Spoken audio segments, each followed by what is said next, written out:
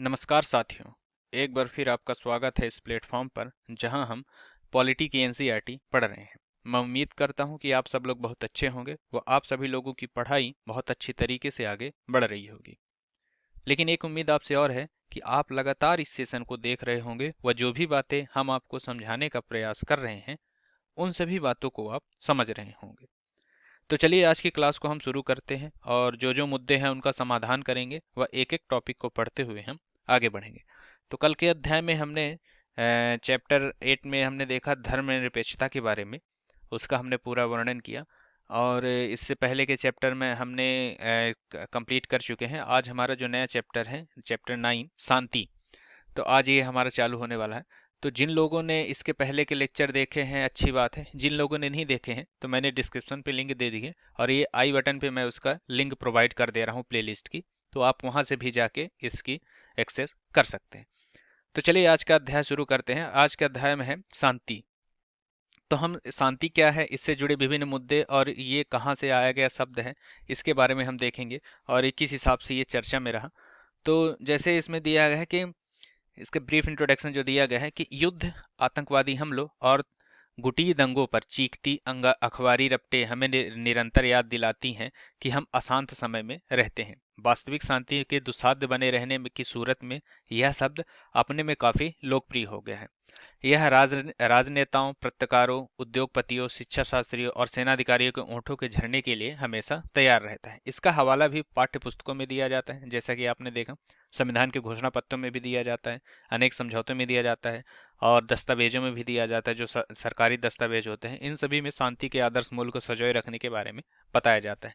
लेकिन हर किसी को शांति का आह्वान और अनुसरण की बात करते देखने से हमें लग सकता है कि इस अवधारणा को स्पष्ट करने की कोई जरूरत नहीं, पर ऐसा नहीं है। जैसे कि हम आगे इसमें देखेंगे कि शांति के विचार के प्रति दिखने वाली सहमति अपेक्षाकृत हाल फिलहाल की ही बात है। साल दर साल शांति का अर्थ महत्व काफी अंतर में आंका गया है। तो शांति के समर्थकों को कई सवाल गुजरना पड़े। जैसे हम क्या देखेंगे इसमें, वस्तुतः शांति का क्या अर्थ है, आज की दुनिया में ये इतनी कमजोर क्यों है ना। शांति स्थापित करने के लिए क्या किया जा सकता है, शांति स्थापित करने के लिए हिंसा का उपयोग कर सकते हैं, शांति समाज में हिंसा बढ़ाने का प्रमुख कारण क्या है, और इन सभी सवालों की जांच पड़ताल हम करेंगे ये आज की क्लास को कंप्लीट करके। तो चलिए आज की क्लास को शुरू करते हैं और देखते हैं कि आज के टॉपिक में क्या है। तो स्मरणीय बिंदु में हम जैसे देखेंगे शांति के बारे में आपको यहाँ डिस्क्राइब किया गया है कि पारस्परिक सहयोग की स्थिति का होना तथा युद्ध की अनुपस्थिति को शांति के रूप में लिया जाता है। मतलब जब आप आपस में सहयोग के से रहेंगे, है ना, और युद्ध की कोई स्थिति नहीं होगी, युद्ध अनुपस्थित रहेगा, तो उसे शांति के रूप में लिया जाता है। प्रथम तथा द्वितीय विश्व युद्ध की त्रासदी झेल चुके विश्व के देशों ने आपसी संबंधों में मैत्रीपूर्ण का प्रयास का स्थान दिया है। जैसे आप ही देख चुके हैं प्रथम विश्व युद्ध कितना भीषण था, सेकेंड विश्व युद्ध कितना भीषण था। इन दोनों युद्धों को देखा जाए तो इसकी इतनी तबाही हुई है, परमाणु बम का हमला हुआ है, लोग अभी तक उससे उबर नहीं पाए। तो इसके कारण से क्या हुआ कि सभी जो मजबूत देश हो गए या फिर सभी देशों की जो बैठक है वो आपस में मैत्रीपूर्ण संबंध बनाने का प्रस्ताव रखते हैं। आत्मरक्षा के लिए युद्ध को उचित ठहराया जा सकता है, लेकिन ऐसा नहीं है। आत्मरक्षा के और भी तरीके होते हैं। युद्ध ही है, युद्ध एक आखिरी, मतलब एक हिसाब से आप कह सकें युद्ध जो है एक आखिरी उपाय होना चाहिए किसी बात को टालने के लिए या फिर मनाने के लिए। बाकी और भी ऐसे कई उपाय हैं जिसके द्वारा आप आत्मरक्षा कर सकते हैं। ये फिर संयुक्त राष्ट्र संघ यूएन, जिसका गठन विश्व शांति के लिए हुआ है। जैसे कि आपको पता है कि यूनाइटेड नेशन जो है इसका मेन उद्देश्य क्या हुआ था, विश्व युद्ध के बाद इसका गठन किया गया था ताकि विश्व देश में युद्ध न होने पाए, विश्व में दोबारा युद्ध न होने पाए। इसने क्या किया था, विश्व शांति के अनेकों प्रयास किए। क्यूबा मिसाइल संकट ने मानवता को संपूर्ण रूप से तबाही के कगार पर खड़ा कर दिया था। शांति की अनुपस्थिति की भारी कीमत चुकाने के बाद मानवता ने इसको महत्व को पहचाना।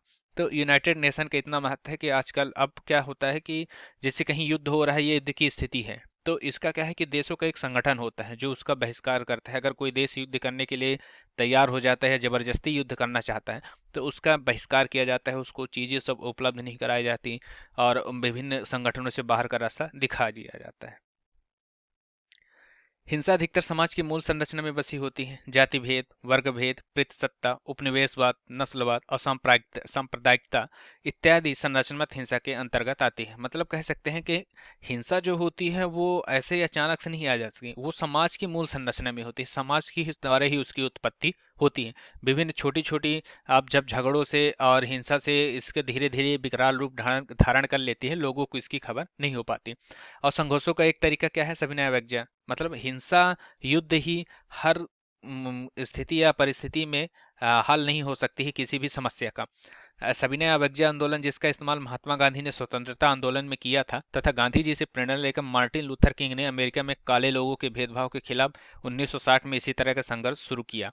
यदि विश्व के सभी देश किसी देश के आंतरिक मामलों में हस्तक्षेप करें, क्षेत्रीय अखंडता का सम्मान करें तथा शांतिपूर्ण सहअस्तित्व की नीति का अनुसरण करें, तो शांति की स्थापना हो सकती है। मतलब युद्ध ही हर एक चीज का हल नहीं होता है ना। आप सविनय अवज्ञा यानी विनम्र भाव से आप उस चीज का बहिष्कार कर दें, उससे आप लिखित में सरकार को उसका प्रारूप सौंप कर भी इन सब चीजों को हल किया जा सकता है। युद्ध के द्वारा ही या फिर सांप्रदायिक हिंसा के द्वारा ही ऐसी चीजों को हल नहीं किया जा सकता। संयुक्त राष्ट्र संघ ने अनेक उपलब्धियां हासिल की, लेकिन विश्व शांति के प्रति खतरों को रोकने में सफल नहीं हो पाया। मतलब वर्तमान समय में देखा जाए तो बहुत सारी जैसे कह सकते हैं कि संयुक्त राष्ट्र संघ द्वारा अनेक उपलब्धियां हासिल कर दी गई है हर तरफ से, आज ट्रेड को लेके, इकोनॉमिक में परिवर्तन को लेके। पर क्या हुआ कि आज भी शांति के और खतरों को रोकने के लिए उसके पास पर्याप्त उपाय नहीं है वर्तमान समय में अगर देखा जाए तो। अब देखेंगे आधुनिक हथियारों का और उन्नत तकनीक का निर्मम प्रयोग करके आतंकवादी विश्व शांति के लिए खतरा पैदा कर रहे हैं। शस्त्रों का दुरुपयोग करके, है ना, निशस्त्रीकरण की नीति को अपना शांति की स्थापना की जा सकती है। मतलब जो हथियारों का उपयोग करके आप खतरों का बढ़ावा दे रहे हैं, तो उसके तहत आप अगर निशस्त्रीकरण की नीति को अपनाएंगे तो इससे शांति की स्थापना हो सकती है।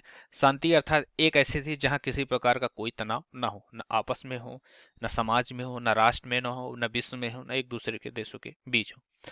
जैसे हॉब्स और लॉक व रूसो सामाजिक समझौते के अनुसार शांति रखना कायम रखना राज्य को उत्तरदायी है। मतलब हॉब्स, लॉक और रूसो जो है ये महान दार्शनिक है, इनके द्वारा क्या किया गया है कि सामाजिक समझौते के अनुसार शांति कायम रखना राज्य का उत्तरदायी है ना। ईसा मसीह, सुकरात, गौतम बुद्ध तथा अनेक राजनीतिज्ञों ने शांति को महत्व दिया। गांधी जी ने भी अहिंसा को अपनाया था, है ना। तो इसी तरह इसके विपरीत दार्शनिक फ्रेडरिक नीत्शे संघर्ष को ही सभ्यता की उन्नति का मार्ग मानते, सिद्धांत की उन्नति का मार्ग मानते थे, है ना। सिद्धांतकार विल्फ्रेडा पेरेटो ने ताकत का इस्तेमाल करने वाले की तुलना शेर से की है। तो यहाँ दार्शनिकों के अलग अलग मत हो सकते हैं हर एक मामले में। कोई एक तरह से इस हिंसा को ही मतलब अच्छा सही ठहराता है, कोई अहिंसा को सही ठहराता है। पर अगर शांति बहाल करनी है तो अहिंसा ही एक अच्छा रास्ता है। उन्नत तकनीक का जहां एक और शांति विकास में सहायक है, वहीं दूसरी ओर पिछले विश्व युद्ध में तकनीक का इस्तेमाल ही विध्वंस का कारण बना। मतलब डेवलपमेंट जरूरी है, एक हद तक जरूरी है, पर उसका दुरुपयोग न होने पाए, जिस कारण से जैसा कि आप देख सकते हैं कि विश्व युद्ध में जो परमाणु बम का उपयोग हुआ, ये एक टेक्नोलॉजी का ही एक टेक्नोलॉजी में ही आविष्कार किया था, लेकिन ये एक गलत वे में किया गया। अगर इसी को सही वे में किया जाता तो उसका हाल आज और कुछ होता।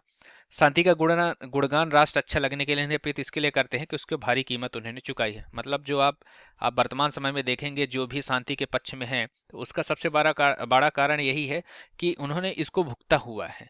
तो इस कारण से आज वो शांति के अर्थ को समझते हैं। अब शांति के अर्थ में देखें, समानता शांति का युद्ध न होने से लिया जाता है। दो देशों के बीच हथियारों का आमना सामना होना युद्ध को युद्ध कहलाता है ना। जब दो देश आपस में शस्त्रों के द्वारा लड़ाई झगड़ा या फिर करते हैं तो युद्ध होता है। जबकि रवांडा बोस्निया में ऐसी स्थिति नहीं, लेकिन फिर भी शांति का अभाव है। शांति को हम हिंसक संघर्षों के रूप के अभाव के रूप में देख सकते हैं, मतलब संघर्ष न होना, है ना। जाति, वर्ग, लिंग, उपनिवेशवादी सांप्रदायिकता, किसी प्रकार का जब संघर्ष न हो तब उसे हम शांति के अर्थ के रूप में देख सकते हैं। अब हम देखेंगे कि संरचनात्मक शांति को जो विभिन्न रूप को समाप्त किया गया है, वो किस हिसाब से जो संरचनात्मक शांति हिंसा है, I mean say that sorry, संरचनात्मक हिंसा का जो विभिन्न रूप था उसको किस हिसाब से समाप्त किया गया है, यहाँ आपको बिंदुवार प्रस्तुत किया गया। जैसे पहला है जातिगत व्यवस्था पर आधारित जो हिंसा थी, उसको हमारे संविधान द्वारा खत्म किया गया। क्योंकि वर्तमान समय में अगर देखेंगे तो कुछ हद तक सही है, पर अगर 60, 70, 50 के दशक से आप देखेंगे या फिर पुराने समय में देखेंगे तो छुआछूत का, जातिगत भेदभाव इतना ज़्यादा था कि उसका बोलबाला था। पर उसको खत्म किया गया हमारे संविधान द्वारा, नियम कानून बनाकर उसका पालन करा के इसको खत्म किया। सत्ता के पर आधारित जो संरचना हिस्सा थी, मतलब पुरुषों को सर्वश्रेष्ठ माना, महिलाओं को कमतर माना, महिलाओं को शिक्षा नहीं देना, उनको सिर्फ घरेलू कार्यों को प्रताड़ित किया जाना, इसको भी क्या किया गया, कानून बनाकर खत्म किया गया। विभिन्न कानूनों द्वारा महिला संरक्षण, महिला सशक्तिकरण के द्वारा इसके द्वारा इस हिंसा को खत्म किया गया।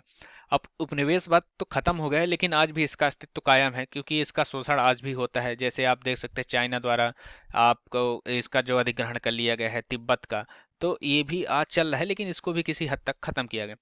रंग भेद हो गया, सांप्रदायिकता हो गया, नस्ल आधारित समूह आज भी देखे जा सकते हैं। हिटलर से लेकर आज तक के उदाहरण लिए जा सकते हैं। जैसे आप साउथ कोरिया नहीं, उत्तरी कोरिया को आप देख लीजिए, है ना, तो वहां भी आज भी हिटलर की तरह डिक्टेटरशिप वहां चलती है, किम जोंग उन। तो इस तरह से हिंसा और भेदभाव का प्रभाव व्यक्ति की मनोवैज्ञानिक व शारीरिक स्थिति दोनों स्थितियों से रहता है। मतलब हिंसा का जो प्रभाव होता है वो व्यक्ति के मनोवैज्ञानिक, अगर हिंसा आप करते हैं, जरूरी नहीं है कि हिंसा सिर्फ आप मतलब फिजिकली कर सकते हैं या शारीरिक हिंसा ही कर सकते हैं। मनोविज्ञान और शारीरिक दोनों की स्थितियों में हिंसा का भेदभाव व्यक्ति पर दिखता है, उसका प्रभाव जो होता है। अब हिंसा की समाप्ति किस हिसाब से होती है? संयुक्त राष्ट्र शैक्षणिक वैज्ञानिक सामूहिक संगठन यूनिसेफ के अनुसार, चूंकि युद्ध का आरंभ लोगों के दिमाग में होता है, तो इसलिए शांति के बचाव के भी लोगों के दिमाग में ही रचे जाने चाहिए। मतलब कह सकते हैं कि युद्ध कहीं अलग से नहीं आता या फिर कोई युद्ध थोपता नहीं है, हमारे दिमाग में ही युद्ध भरा होता है, उसको लेके द्वेष भावना रहती है, जिस कारण से युद्ध होता है। तो तो इसलिए शांति और बचाव को भी लोगों के दिमाग में ही रचे जाने की आवश्यकता है। मतलब अगर आपके दिमाग में युद्ध है, तभी आप किसी से जाके झगड़ा करेंगे, भला बुरा कहेंगे। और जब आप इस तरह, उसी तरह अगर शांति को भी आपके दिमाग में रखा जाए, तो आप दूसरों से शांति का व्यवहार रखेंगे। तो दोनों चीजें दिमाग में होती, इसलिए इसकी पहली शुरुआत अहिंसा की शुरुआत दिमाग से करनी चाहिए, किसी के मन से बदल के करनी चाहिए। क्या हिंसा कभी शांति को प्रोत्साहित कर सकती है? मतलब हिंसा जो होती है वो शांति को प्रोत्साहित कर सकती है। मतलब अगर आप शांति लाना चाहते हैं तो क्या हिंसा के माध्यम से शांति ला सकते हैं?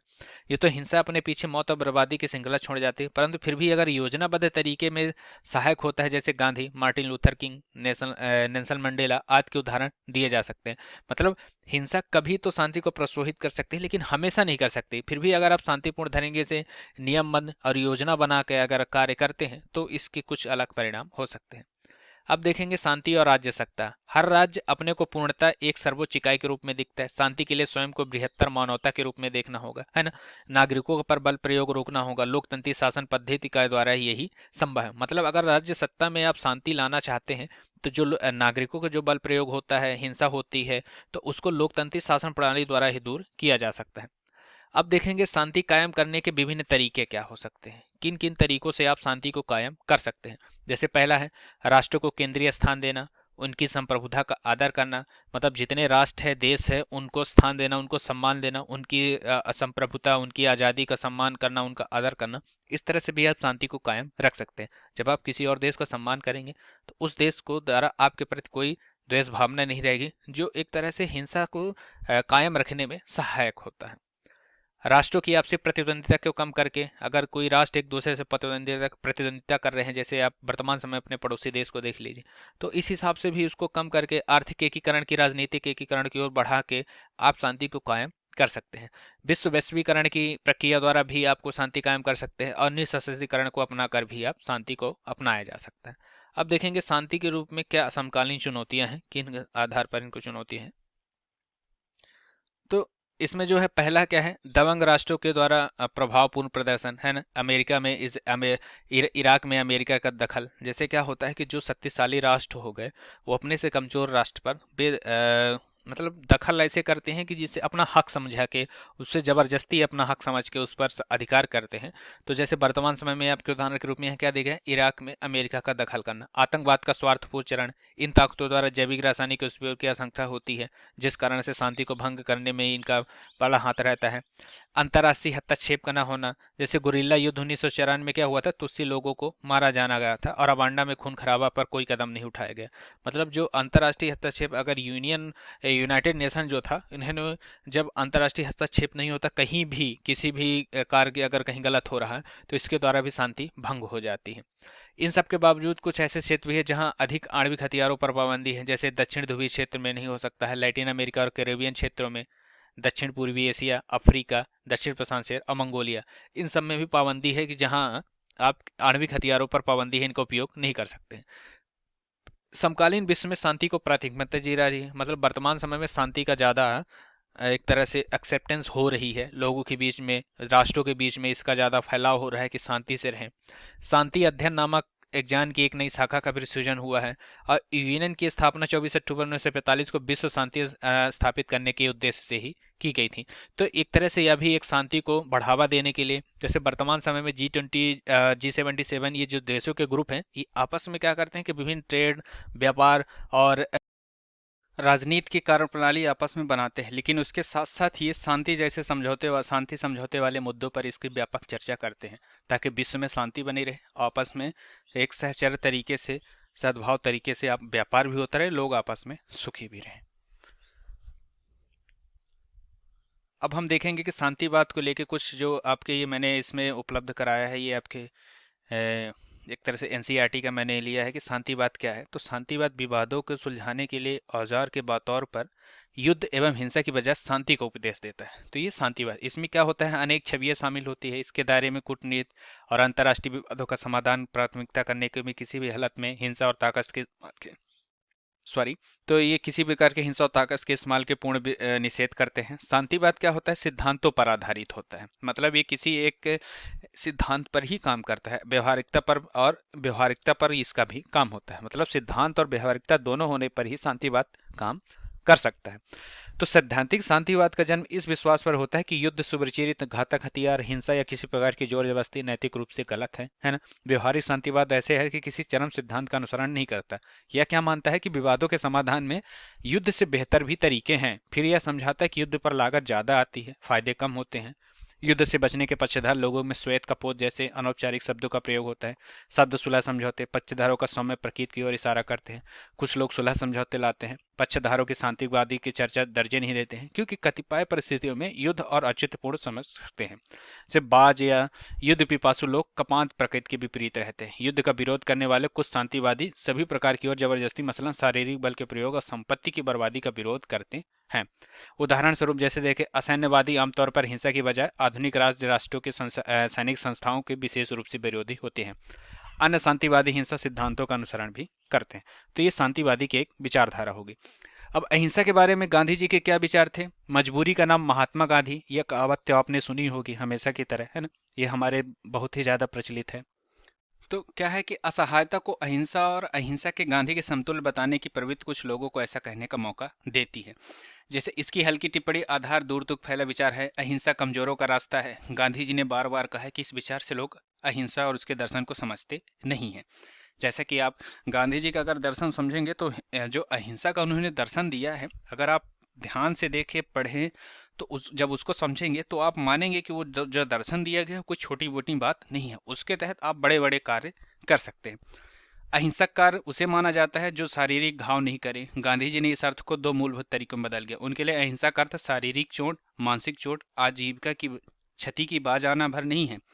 इसका अर्थ किसी को नुकसान पहुंचाने के विचार तक को छोड़ देना, मतलब आप मानसिक रूप से ना शारीरिक, किसी हिसाब से आप सामने वाले को चोट न पहुंचाएं, वही अहिंसा है। उसके लिए हिंसा निमित्त होने का अर्थ स्वयं चोट करना नहीं होता। गांधी जी का क्या मानना है कि यदि मैंने किसी को हानि पहुंचाने यानी किसी की सहायता अथवा किसी प्रकार के हानिकारक कारण लाभान्वित हुआ तो मैं हिंसा का दोषी होऊंगा। इस अर्थ में हिंसा के बारे में उनके विचार संरचनात्मक हिंसा की निशानदेही करते हैं। तो क्या है कि गांधी जी ने इसका प्रमुख अहिंसा के विचार को किया है ना। वास्तव में गांधी जी इस सीमा तक कह गए कि अगर अहिंसा किसी बचाव करने के मामले में पर्याप्त हो तो उसके नाम की निष्क्रियता की शरण में जाने के बजाय हिंसा का सहारा लेना बेहतर होगा। कुछ गांधीवादी कहते हैं कि प्रारंभ उद्दत कहावत को बदलकर मजबूती का नाम महात्मा गांधी कर देना चाहिए। तो ये आपके गांधी के जो शांति के सिद्धांत, अहिंसा के सिद्धांत है, उसके बारे में ये चर्चा है। तो इसी तरह आज का हमारा टॉपिक कंप्लीट होता है। आपको ये कैसा लगा आप हमें कमेंट के माध्यम से बताएं तथा दोस्तों को शेयर करें ज़्यादा से ज़्यादा, जिससे उनको भी पता चले कि हाँ, यहाँ एक सीरीज चालू हुई पॉलिटी की, आसानी से समझ सके वो सबसे आसान भाषा में। तो इसी तरह आप अपना प्यार बनाए रहेंगे। बाकी धन्यवाद आप सभी लोगों का।